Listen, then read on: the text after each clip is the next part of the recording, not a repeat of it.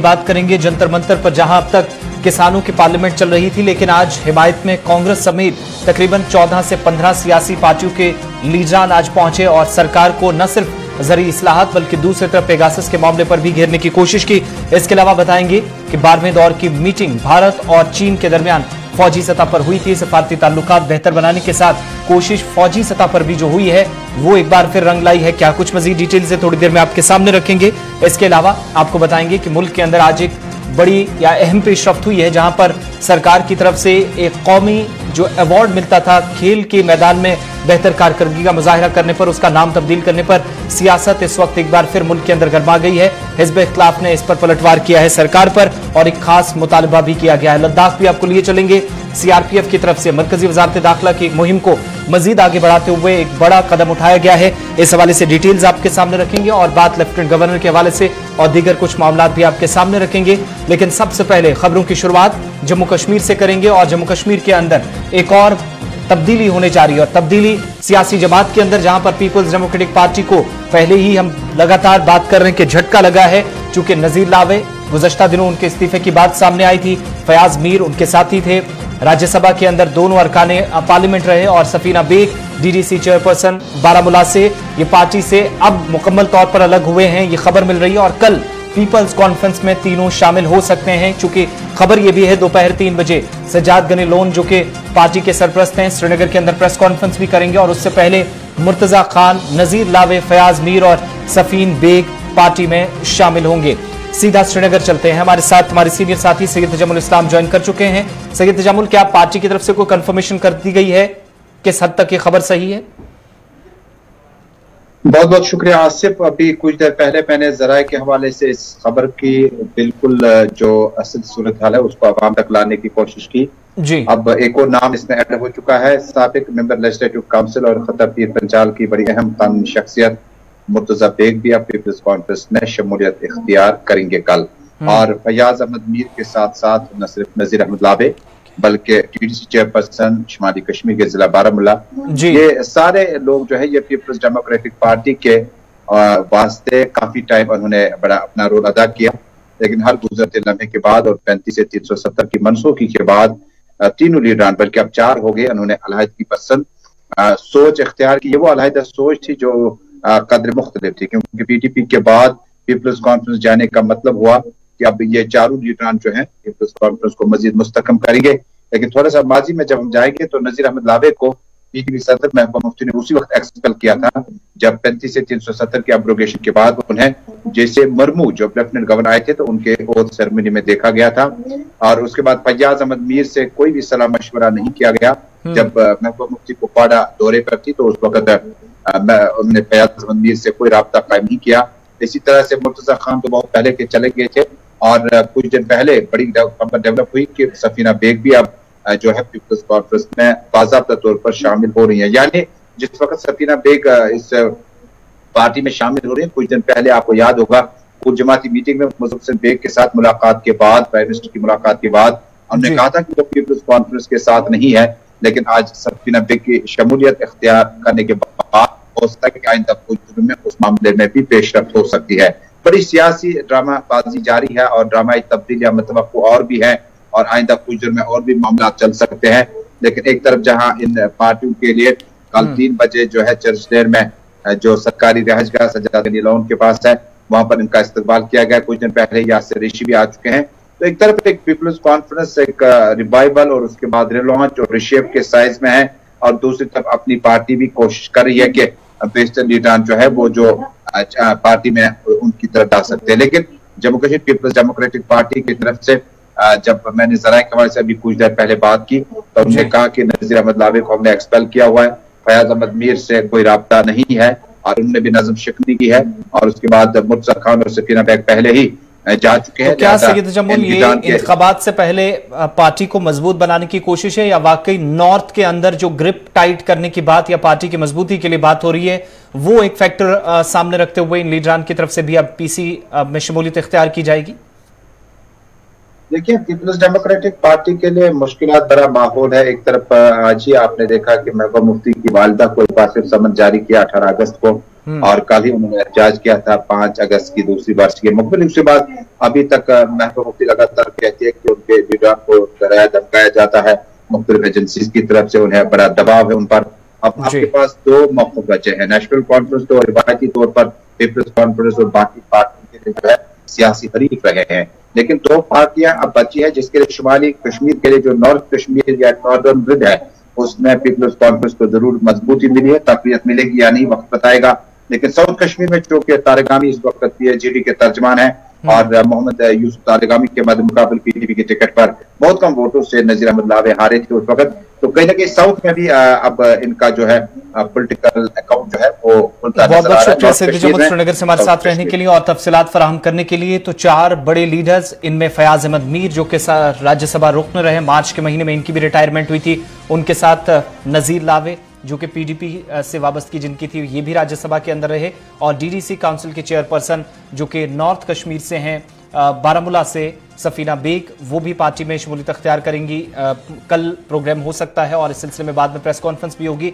और साबिक एमएलसी रहे मुर्तजा खान भी खबर ये आ रही कि वो भी पार्टी में यानी पीपल्स कॉन्फ्रेंस का दामन कल थामने जा रहे हैं। बढ़ते हैं आगे। बात जब महबूबा मुफ्ती की चली थी तो यहां पर एनफोर्समेंट डायरेक्टरेट की बात आपको बताते हैं, चूंकि ईडी ने मनी लॉन्ड्रिंग केस के सिलसिले में एक मामले में पूछताछ के लिए जम्मू कश्मीर की साबिक वज़ीर आला महबूबा मुफ्ती की वालिदा को समन भेजा है। और अफसरान ने पहले ये जानकारी दी थी कि गुलशन नज़ीर जम्मू कश्मीर की जो कि साबिक वज़ीर आला महबूबा मुफ्ती की वालिदा हैं और मुफ्ती मोहम्मद सईद मरहूम की अहलिया, उनके पिछली बार भी उन्हें जब नोटिस गया था तो उन्हें खराब सेहत का हवाला देकर वो एजेंसी के सामने पेश नहीं हुई थी। 14 जुलाई को उन्हें इससे पहले भी एजेंसी के सामने पेश होने को कहा गया था, लेकिन वो उस वक्त नहीं हुई थी। इस मामले की तफसील नहीं दी गई थी ज़्यादा, लेकिन पूछताछ के लिए जहां पर दोबारा अब एक बार फिर 18 तारीख को उन्हें बुलाया गया है श्रीनगर में ईडी के दफ्तर में। अब देखने वाली बात ये होगी, हालांकि फौरी तौर पर कोई रिएक्शन महबूबा मुफ्ती की तरफ से अभी तक सामने नहीं आया, जो पिछली बार उन्होंने रिएक्ट किया था और सरकार को हदफ तनकीद बनाया था एजेंसी की पूछताछ के लिए,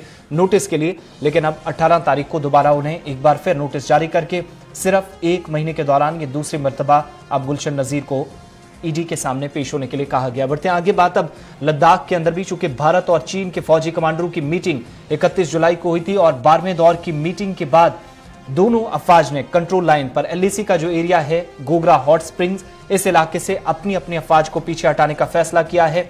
दोनों फरीक अपने पुराने मकामी जो बेस था वहां पर चले गए हैं, ये खबर मिली है, चूंकि फौज की तरफ से भी बयान जारी कर दिया गया है। और एक बयान जारी करके ये भी बताया गया कि 31 जुलाई को चोशुल मोल्डो के मकाम पर चीन के उस तरफ जब मीटिंग हुई तो दोनों फरीकैन के दरमियान कोर कमांडर सतह की बातचीत के बाद इस बात पर इत्तफाक हुआ कि अफवाज पीछे हटा ली जाएंगी और कार्रवाई बुध और जुमेरात को ही है। दोनों फौजी अपने पुराने मकाम पर यानी 4 और 5 अगस्त के दरमियान ये सारी पेशरफ्त हुई है और दोनों फरीक अपने अपने इलाकों के अंदर मगरबी सेक्टर का ये हिस्सा है लाइन ऑफ कंट्रोल पर या हकीकी कंट्रोल लाइन जिसे आप कहते हैं वहां पर चले गए। लेकिन साथ ही दीगर मामलात भी जो थे या बकिया मौज़ूआत, इन पर भी वाज़ेह तौर पर ख्यालात का तफसीली तबादला हुआ है और दोनों फरीक गोगरा इलाके से फौजियों को पीछे हटाने पर अब मुत्तफिक हुए हैं। यह नतीजा 12वें दौर की कोर कमांडर सतह की जो मीटिंग हुई है उसमें हुआ है। और दोनों अफवाज की, आपको याद होगा कि पिछले साल मई और जून के महीने से कशीदगी लगातार है, 6 से 22 मई के दरमियान, उसके बाद 15 और 16 जून के दरमियानी शब को जब हुआ तसादुम, उस तसादुम के बाद दोनों अफवाज आमने सामने आकर खड़ी हुई थी और आहिस्ता आहिस्ता कोशिश की गई कि यहाँ पर सूरत हाल बेहतर बनाई जाए, फौजी सतह पर भी और सफारती सतह पर भी। इसके अलावा अब आपको राजौरी लिए चलते हैं। राजौरी के थना मंडी इलाके में आज एक तवील मुद्दत के बाद एक सर्च ऑपरेशन जब चला तो वो एनकाउंटर में तब्दील हुआ।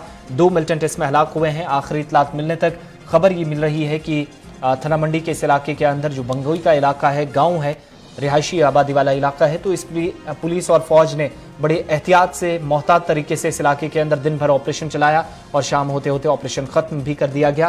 किसी तरह की सूरत हाल ज्यादा बिगड़ी नहीं, लेकिन 2 मिलिटेंटों को हलाक किया गया है जिनकी शनाख्त होना भी बाकी है। पुलिस की तरफ से भी इस सिलसिले में कोई जानकारी ज्यादा नहीं दी गई है। एक तरफ राजौरी के अंदर तो दूसरी तरफ बैनुल-अक़वामी सरहद के करीब भी ऑपरेशन चल रहा था जिला सांबा में, जहां पर सिक्योरिटी फोर्सेज को आज एक बार फिर कामयाबी हासिल हुई, चूंकि एक मुश्तरका ऑपरेशन चला और राजपुरा इलाके में 2 पिस्तौल और दीगर असला यहां से बरामद हुआ।